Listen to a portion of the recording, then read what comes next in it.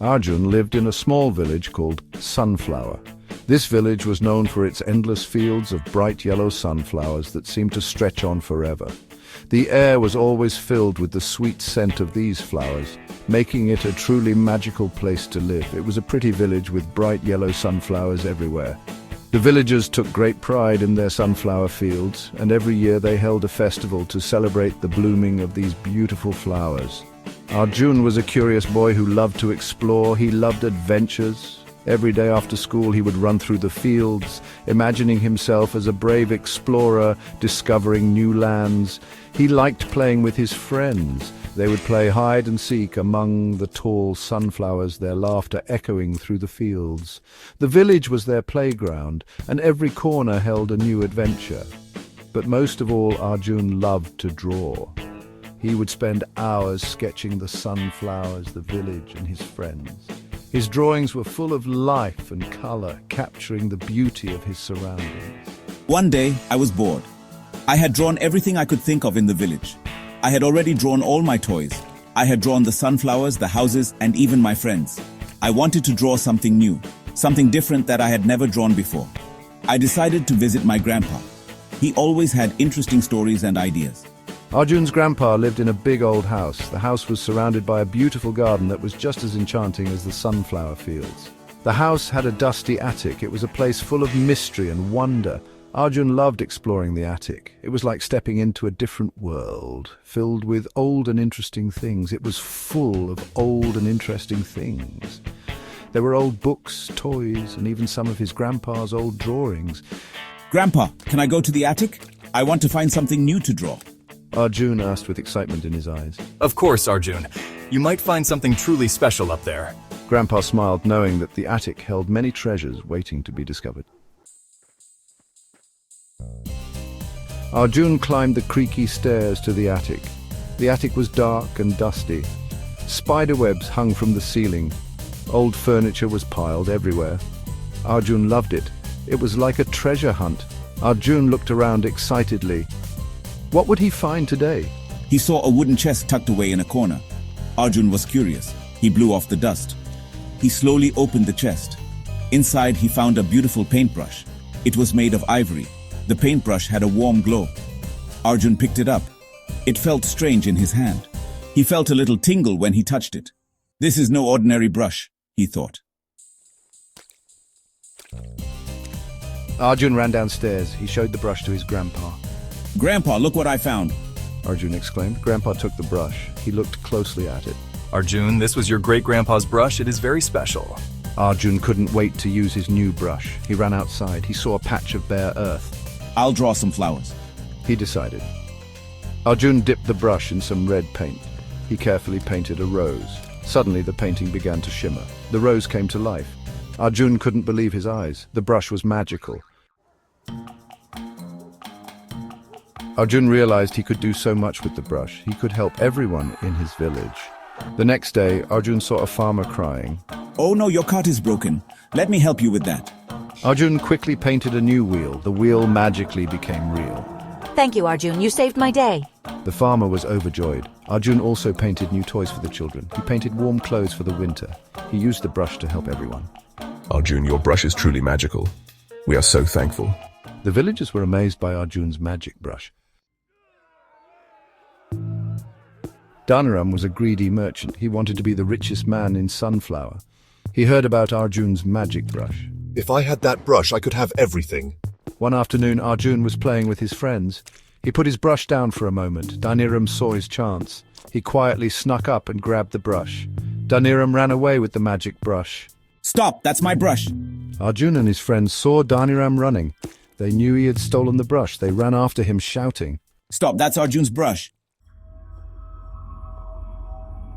Daniram ran to his house, his heart pounding with excitement.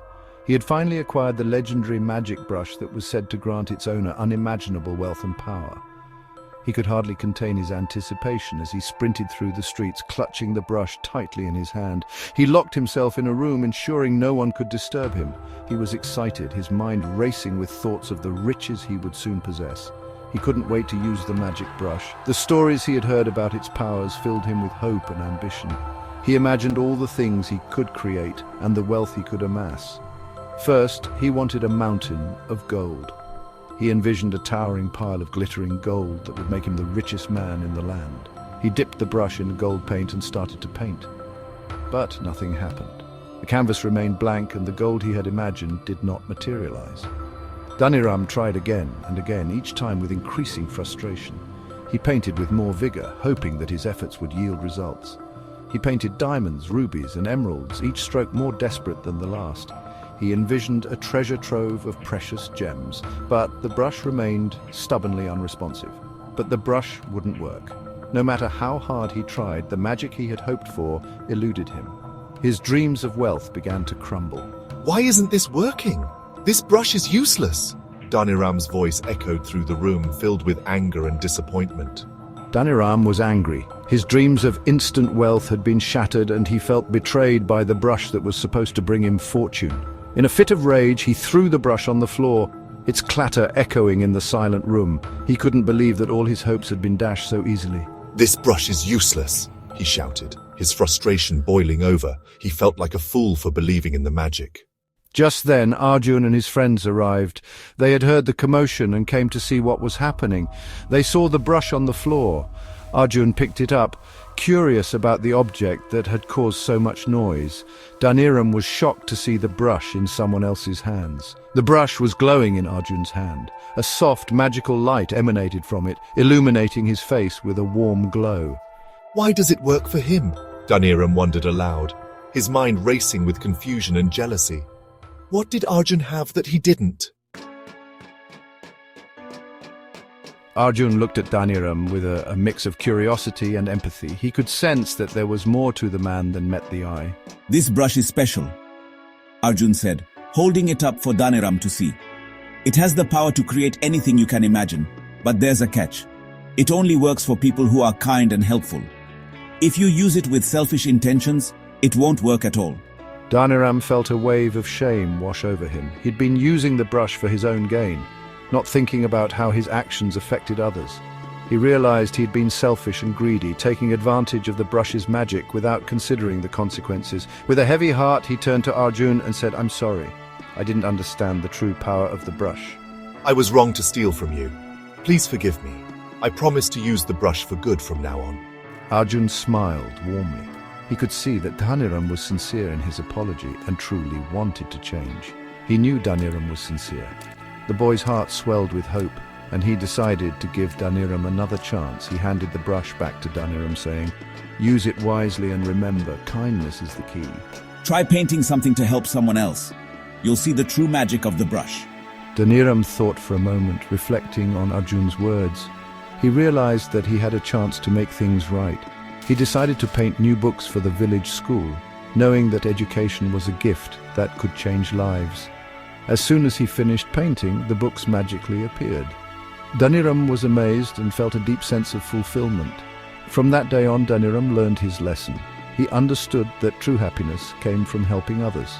He became a kind and helpful man, always looking for ways to use the brush to benefit his community.